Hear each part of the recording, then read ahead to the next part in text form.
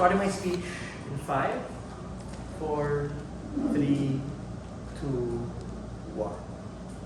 Mr. Speaker, ladies and gentlemen, given the advent of globalization and technological advancement, with the proliferation of things like decentralization, cryptocurrency and blockchain technology, and even the full front of artificial intelligence with things like LLMs and ChatGPT just being the tip of the iceberg, there is an urgent and pressing need to protect and defend ourselves and our identity, both our real identity and our created digital identity. Universal digital anonymity in every way, shape, and form allows us to hide behind a digital signature or online identity in order to protect sensitive information and protected attributes. Things which include but are not limited to our gender, our sexual orientation, our religion, our family background, our financial information, etc. Anything we deem to be confidential with ourselves are something that we deserve to be able to protect, and we ultimately should be allowed to opt in or opt out being able to release this information. But why is that important? This is particularly important because corporations are on an ever-ending pursuit to be able to collect, harvest, and sell our information to the highest bidder. Being able to sell these to marketing companies who create and include them in their social media algorithms for business in order to allow other businesses to force down our throats goods and services that they deem relevant to us in the name of commercialization, cosmopolitanism, and capitalism.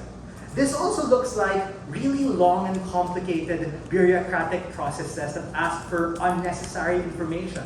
So for instance, if you're applying for, let's say, a visa, they're gonna ask, oh, what was your employment history 20 years ago? Or even asking for your grade school diploma or asking the middle name of your sister. We think that a lot of these things often lead to longer bureaucratic processes, but more impactfully, racial profiling, ladies and gentlemen, and the ultimate seclusion of the very marginalized people in society who are the most vulnerable and who are pushed to the fringes and excluded, or even worse, ladies and gentlemen, exploited by these corporations in the name of capitalism. So what is the delta that you get from our side, right? What's the difference? The delta you get is a full-on preservation of your digital anonymity in every way, shape, and form in order for you to be able to protect yourself in such a public and digital space. What are my arguments today, right? My first argument is talking to you about why privacy in every way, shape, and form is an absolute good in and of itself, and why this universal digital anonymity is a legitimate extension of that privacy in its fullest extent. First layer of analysis is understanding that ultimately, we want people to be able to have the choice to be able to opt in or opt out this particular information.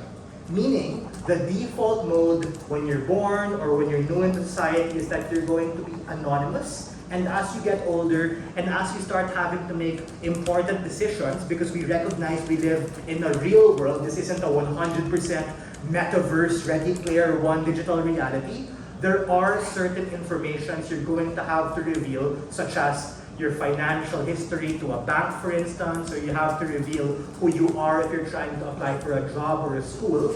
But we think that in other digital interactions wherein these things are not necessarily needed, you have the right to be able to remain anonymous, and we want people on a default mode to be able to be anonymous because they're not going to be able to have to opt into it if they don't need to.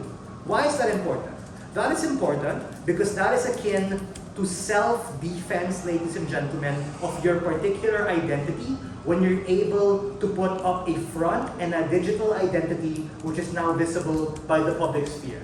So this leads to things like less scam and text messages from people and corporations who are trying to exploit you, and ultimately this allows people a chance to be able to access funding, for instance, because the stakeholder we're particularly catering to are people who are politically, socially, and economically disenfranchised, for instance, who in these certain world that we live in don't have access to particular institutions, don't have access to banks, for instance, don't have access to loans, don't have access to jobs, ladies and gentlemen. And this becomes a self-fulfilling prophecy of the people who need it the most, not having access to these particular institutions. That happens because you have a presupposition of judgment, which is cast upon them by virtue of things outside their locus of control. Meaning, we see it ultimately as a state failure for not being able to provide for these people, therefore why these people are then pushed off into the margins and as a consequence face these economic and socio-political realities. How do you lift up these people and have them a chance to be able to find work? How do you lift up these people and have them a chance to be banked? That can only happen in our world where they have a chance to be anonymous from the get and you don't judge them automatically on the basis of the color of their skin, or you don't judge them automatically from the basis of who they were in the past and what they've done. And ultimately this gives them a chance of accessibility and ultimately allows them to be able to challenge the system.